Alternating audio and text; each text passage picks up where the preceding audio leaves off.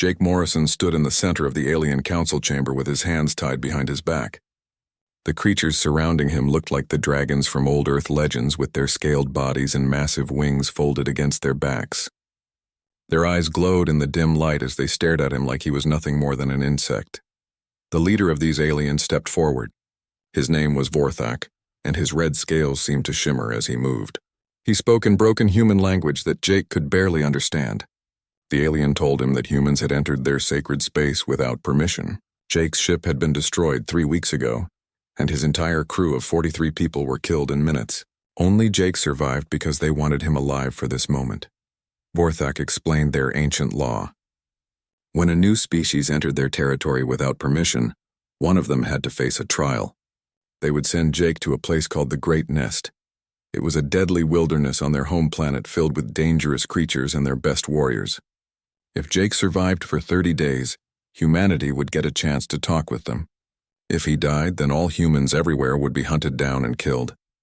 Jake listened without showing any emotion on his face. He had been a soldier in the Earth Marines before joining the space exploration program. He knew how to keep calm even when everything seemed hopeless. The aliens thought they were looking at a scared victim, but Jake was already thinking about how to survive and maybe even how to win. The other aliens in the room seemed excited. They had done this trial many times before with other species, and nobody ever survived more than a few days. They expected Jake to die quickly and painfully. Some of them were already making bets on how long he would last. Jake asked what would happen if he refused to go. Vorthak's answer was simple and brutal. If Jake refused, then the alien fleet would find every human colony and every human ship in space. Billions of people would die. Jake thought about his sister back on Earth and her 2 kids. He thought about all the people who had no idea their lives depended on what he did next. He agreed to face the trial. The alien seemed pleased with his answer. They thought he was accepting his death with dignity. They didn't see the cold look in his eyes or the way his fingers kept moving against the restraints. They didn't know that humans were very good at surviving when everyone else thought they should die. 2 guards took Jake to a small ship that would carry him to the Great Nest. During the flight, nobody spoke to him. The guards treated him like cargo that would soon be disposed of. Through a small window, Jake could see the planet below. It looked beautiful from space with its blue oceans and green continents, but he knew it was designed to kill anything that landed there. The ship descended through thick clouds, and Jake got his first real look at the Great Nest. It stretched as far as he could see in every direction. Dense forests covered most of the land, but there were also mountains that reached into the sky, and volcanic areas where red lava flowed like rivers. Strange creatures flew overhead, and their calls echoed across the landscape. When the ship landed at the edge of a dark forest, one of the guards threw a small bag at Jake's feet. Inside were basic supplies: food bars that would last 5 days, a device to clean water, and a simple knife. The guard told him this was more than most victims received. He should feel grateful for their generosity. The guards explained that monitoring drones would watch everything he did. When Jake died, his suffering would be recorded so other species could see what happened when they disrespected the aliens. The guard told Jake to try to die with some dignity at least. The ship took off and left Jake alone in the wilderness. He stood still for a long time, just listening to the sounds around him. Animals were moving through the trees. Something large roared in the distance. The air smelled strange and felt heavy in his lungs. Jake opened the bag and checked everything carefully. The food was compressed protein that tasted like cardboard, but would keep him alive. The water purifier was a small handheld device that would work on most liquids.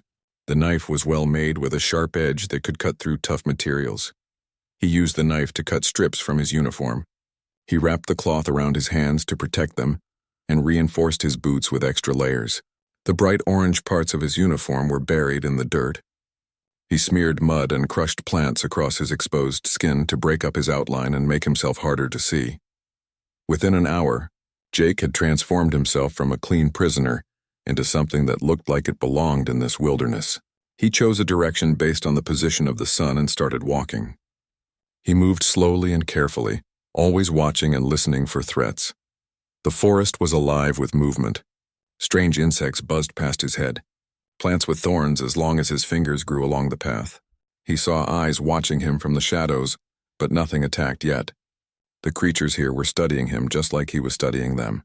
As the sun began to set, Jake found a large tree with a hollow space near its base. He cleared out the debris inside and made a shelter. He gathered branches and leaves to hide the entrance. Before the darkness came, he ate one of the food bars and drank water he had purified from a stream. That night, Jake didn't sleep much. He listened to the sounds of the forest and thought about his situation. The aliens expected him to run and hide until something killed him. They thought he would be easy prey for their warriors. But Jake had other plans. He wasn't going to just survive for 30 days. He was going to teach these aliens why they should never have killed his crew. In the monitoring stations scattered around the great nest, the aliens watched their screens with bored expressions. They had seen this many times before. The human would last maybe a week if he was lucky. Then something would kill him, and they could move on to more important matters. None of them realized they were watching the beginning of something that would change their entire civilization. Jake woke before dawn on his second day in the great nest. His body was stiff from sleeping on the ground, but his mind was sharp and focused. He ate another food bar and drank some water before carefully erasing all signs of his campsite. If anyone came looking, they would find nothing to track. He spent the morning exploring the area around his shelter. He watched which plants the local animals ate and which ones they avoided. He found a stream with clean water and marked its location in his memory. He discovered that some of the trees had sap that could seal wounds and others had bark that burned slowly for making fires. By midday, Jake had learned more about this environment than the aliens expected any victim to learn. He wasn't panicking or running blindly through the forest. He was adapting and learning how to use everything around him as a tool for survival. On the third day, Jake noticed he was being followed. There were signs that someone or something was tracking him through the forest. Broken branches at chest height, marks in the soft ground that were too deliberate to be natural, and the feeling of being watched that never went away. Jake didn't try to run or hide. Instead, he led his pursuer exactly where he wanted them to go. He found an area of the forest where the undergrowth was thick and tangled. Dead trees had fallen across the path, creating obstacles everywhere. The canopy overhead was dense enough to block most of the light. Jake climbed into the trees using vines and branches. He found a good position above the path and waited. His hunter was one of the alien warriors, a creature that stood nearly 7 feet tall with muscles that rippled under green scales. The warrior carried advanced weapons and wore armor that probably cost more than Jake's entire ship, but the warrior was overconfident.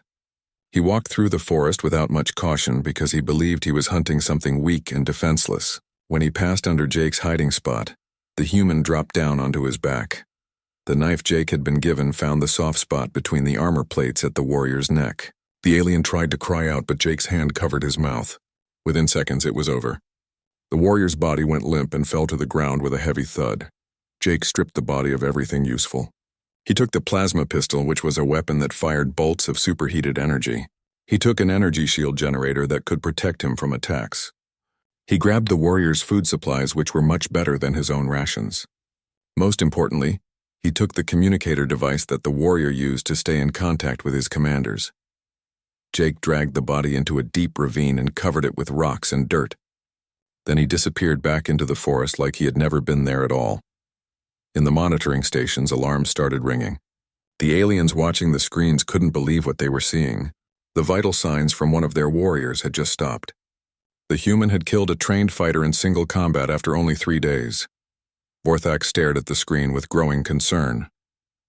He ordered another team to go into the Great Nest and find out what happened. 3 more warriors were sent to track down the human and finish him before he became a real problem. But Jake was already planning his next move.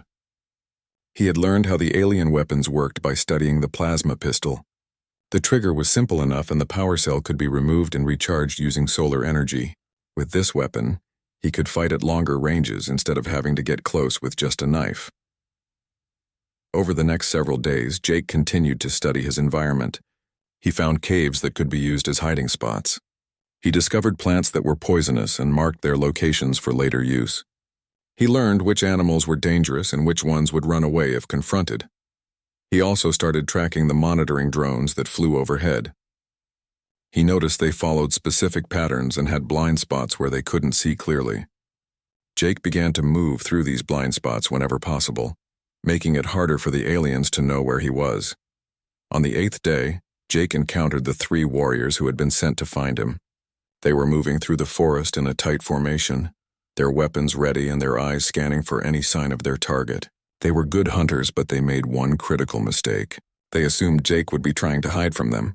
Instead, Jake ambushed them. He had found a narrow canyon with steep walls on both sides.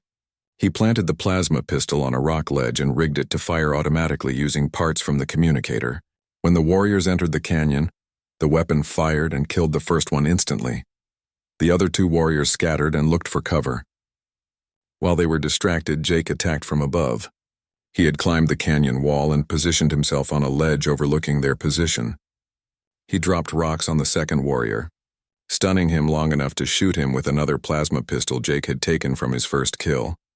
The third warrior was more experienced and managed to spot Jake's position. They exchanged fire for several minutes, plasma bolts lighting up the canyon with flashes of blue energy. But Jake had the better position and eventually landed a shot that penetrated the warriors' shields. When the fight was over, Jake collected more weapons and supplies. He now had 3 plasma pistols, 2 shield generators, and enough food to last for weeks. More importantly, he had proven that humans could not only survive in the Great Nest but could hunt the hunters themselves. The aliens in the monitoring stations were in chaos. 6 warriors were now dead and the humans showed no signs of slowing down. Vorthak called an emergency meeting with the other leaders. They argued about what to do next, but pride prevented them from admitting they had made a mistake. They decided to send even more warriors into the Great Nest. Jake spent that night in a cave counting his weapons and planning his next moves. He wasn't just trying to survive anymore. He was building an arsenal and learning everything he could about his enemies. The aliens had made him into a sacrifice, but he was going to show them what humans really were. They weren't prey waiting to be eaten. They were predators who got more dangerous the more you pushed them into a corner. By the end of the 2nd week, Jake had killed 11 alien warriors. Each victory taught him something new about how they fought and how they thought.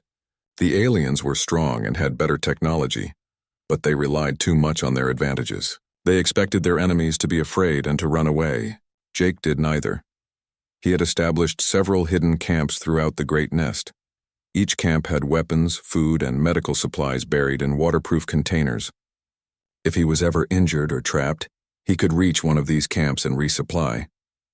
This gave him flexibility that the alien hunters didn't have. Jake had also learned to use the alien communicator to listen to their conversations. The language was difficult, but after days of listening, he started to understand basic commands and location information. He used this knowledge to avoid large groups and to find isolated targets. The aliens were getting frustrated. Vorthak watched the casualty reports with growing alarm. His warriors were supposed to be the best fighters in this region of space. They had conquered dozens of worlds and defeated countless enemies. But one human was making them look incompetent. Some of the younger alien leaders demanded that they send in their military with heavy weapons and air support. Vorthak refused because it would violate their sacred traditions. The trial had rules, and those rules had to be followed, or their entire society would lose respect. But he knew they were running out of time. The human had to be stopped before more warriors died. Jake spent the 13th day exploring a part of the Great Nest he hadn't visited before. He found ruins of old buildings half buried in the ground and covered with vines. The structures were made of materials he didn't recognize and had symbols carved into the walls that weren't from the alien language he had been learning.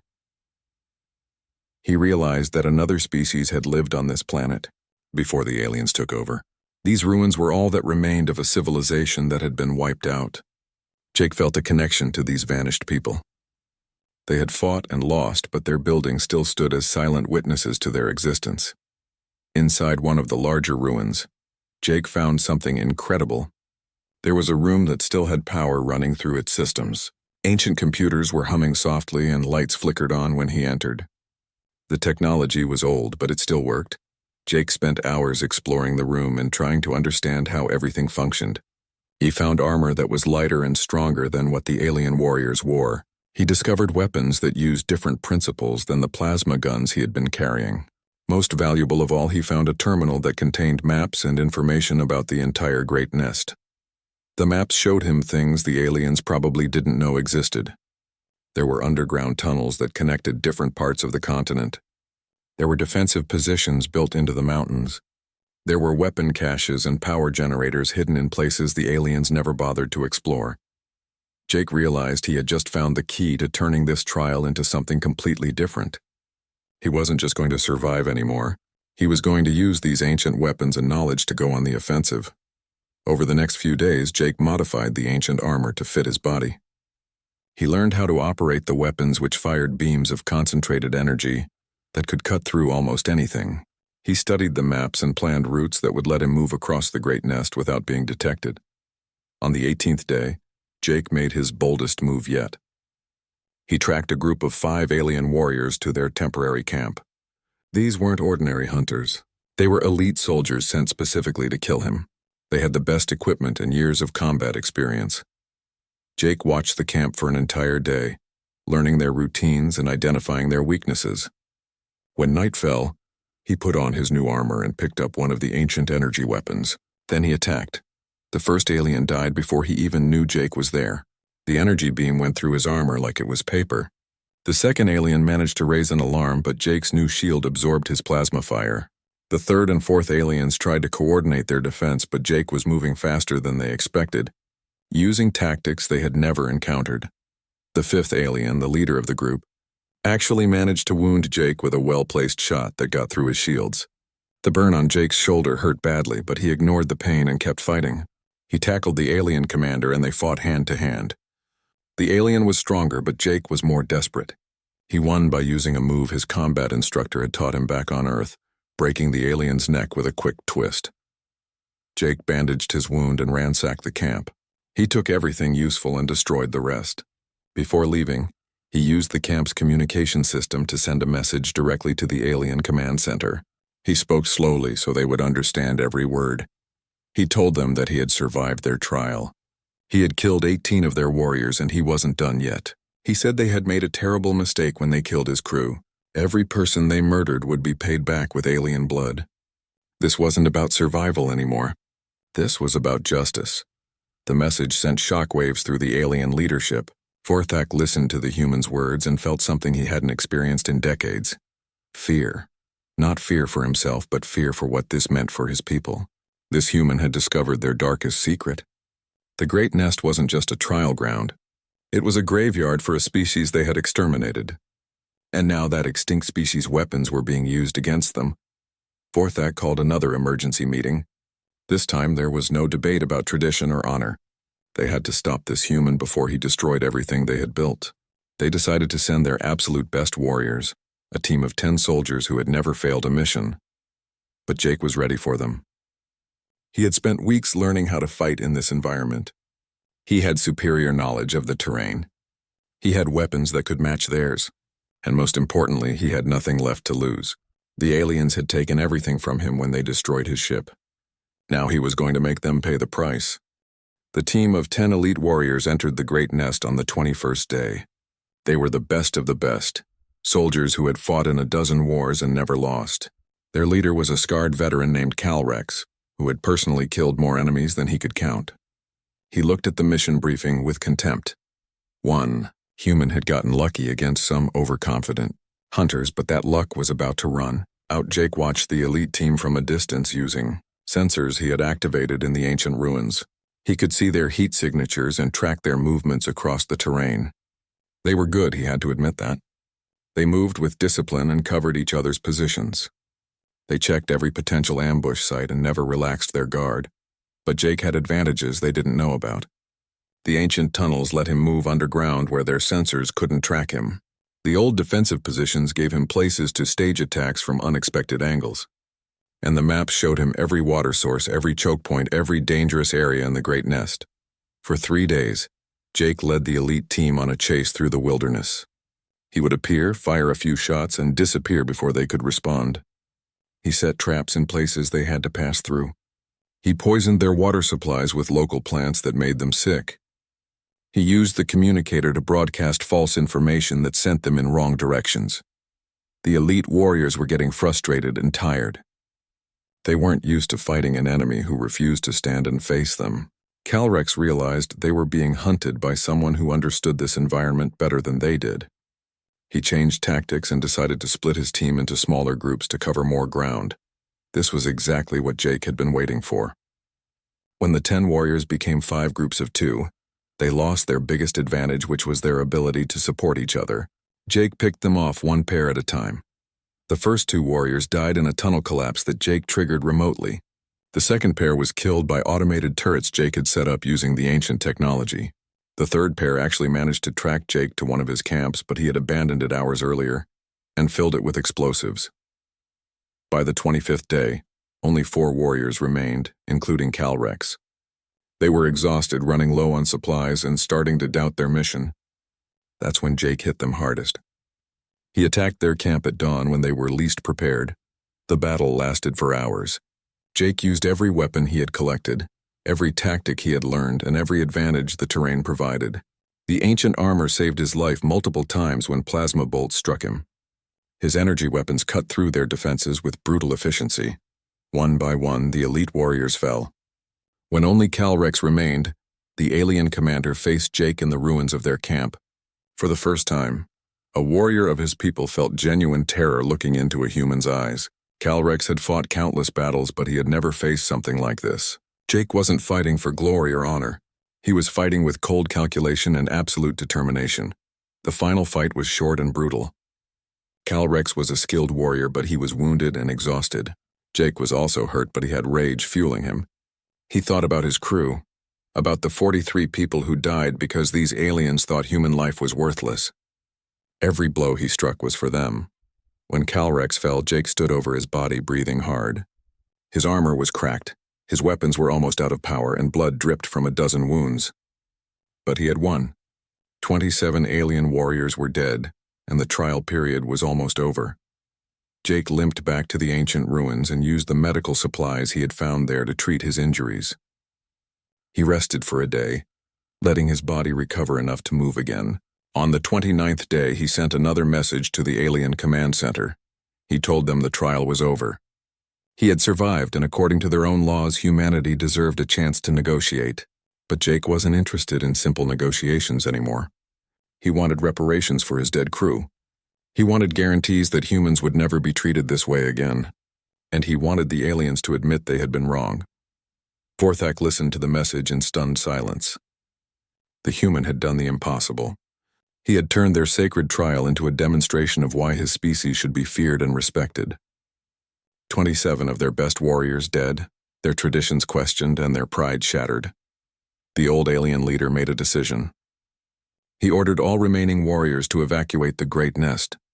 He declared that Jake Morrison had passed the trial and earned the right to return with honor. But privately, Vorthak knew this was about more than tradition. This was about survival. If one human could do this much damage, what could thousands do? What could millions do? Jake received the evacuation order and smiled grimly. He had won, but the victory felt hollow. His crew was still dead. Nothing would bring them back. But at least their deaths would mean something. Humanity would have a voice in this part of space. Future explorers wouldn't be murdered for crossing invisible lines. He gathered his weapons and started the long walk back to the landing zone where the aliens would pick him up. As he walked, he thought about what came next. The aliens expected him to accept their offer and go home. But Jake had other plans. He had 3 days before the official trial period ended, and he intended to use every second to make sure the aliens never forgot what happened here. Jake didn't go to the landing zone. Instead, on the 30th day, he used the ancient communication system to broadcast a message that went directly to every monitoring station and command post around the Great Nest. He told Vorthak that survival wasn't enough anymore. His crew deserved justice, and he was going to deliver it personally. For the next 3 days, Jake promised, he would hunt any alien warriors who remained in the Great Nest. He would attack their settlements and show them what it felt like to be prey. After 3 days, when the price for his crew's blood had been fully paid, then they could talk about peace. The alien leadership panicked. Some wanted to send their entire military to stop him, but Vorthak made a difficult choice. He ordered a complete evacuation of the Great Nest. Every warrior, every researcher, every support staff member had to leave immediately. He would not sacrifice more lives trying to stop something they should never have started. But the evacuation took time, and Jake was already moving. He emerged from the wilderness and headed toward the nearest settlement. It was a monitoring station with 20 aliens inside, technicians and guards who were supposed to be safe from the trial. Jake gave them one chance to surrender. When they refused and opened fire, he showed them why that was a mistake. The battle was over in minutes. Jake's ancient armor and weapons were superior to anything they had. He didn't kill everyone, letting some escape to tell others what was coming. Over the next 2 days, Jake struck at 3 more settlements. Each time he offered surrender first, and each time he proved what happened when aliens underestimated humans. Word spread fast.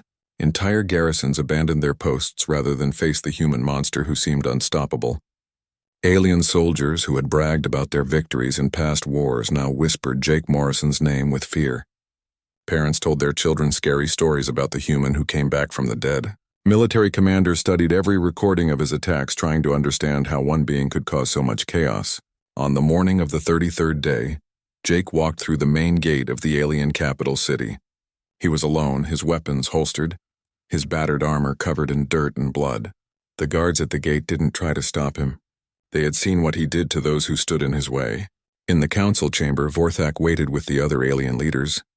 When Jake entered, the ancient alien studied him with a mixture of respect and horror. This human had done more damage to their military in 1 month than enemy fleets had done in years of war. Jake walked to the center of the room where he had stood bound and helpless 33 days ago. But now he stood as an equal, or maybe something more. He spoke clearly so everyone would understand his demands. First, humanity would get full rights to travel through this region of space without being attacked. Second, Earth would be recognized as an independent civilization with all the rights that came with that status. Third, the aliens would provide technology and resources to help humanity reach the same level as other space-traveling species. Fourth, the Great Nest would become a protected memorial for all the species the aliens had destroyed. And fifth, they would broadcast what happened here to every other civilization in the region.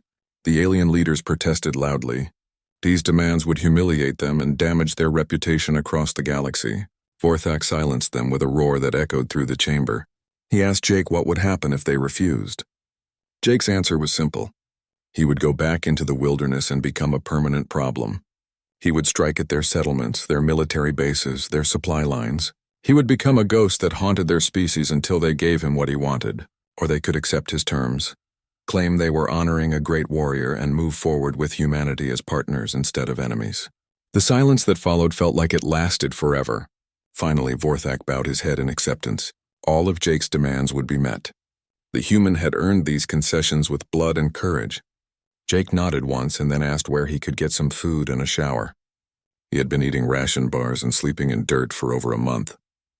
Despite the tension, a few aliens made sounds that might have been laughter at the mundane request. An attendant led Jake to guest quarters where he could finally rest. As he left, Vorthak turned to his fellow leaders and told them they had narrowly avoided disaster. One human alone had brought their military to its knees. They had to make sure humanity became their ally, because if humans ever became their enemy, it would be the end of their civilization. 3 months later, Jake stood on Earth's first diplomatic ship as it approached the alien homeworld. He wore a clean uniform decorated with medals he hadn't asked for. The aliens had kept their promises. Technology was being shared, trade routes were opening, and the Great Nest was being restored to its natural state.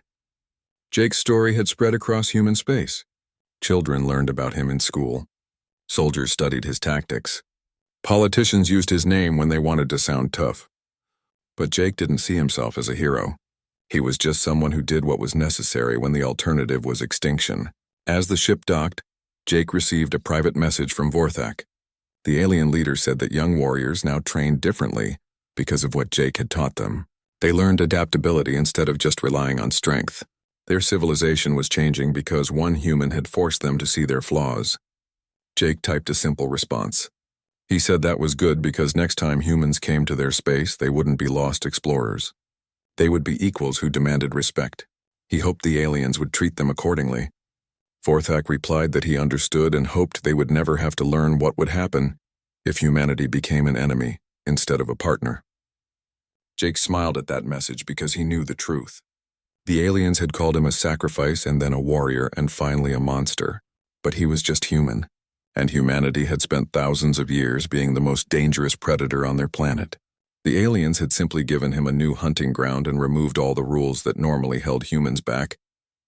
They expected prey but got a predator instead.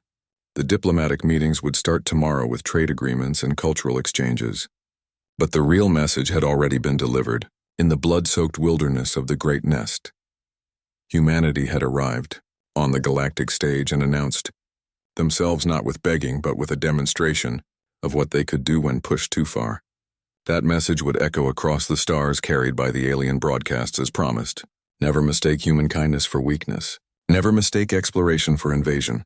And never make the mistake of thinking humans are prey. Because when everything says they should die, humans find a way to survive. When they should break, they adapt. And when you hunt them, they turn the tables and hunt you back. Jake Morrison had been sacrificed to dragons, and he taught them that humans were the real monsters all along.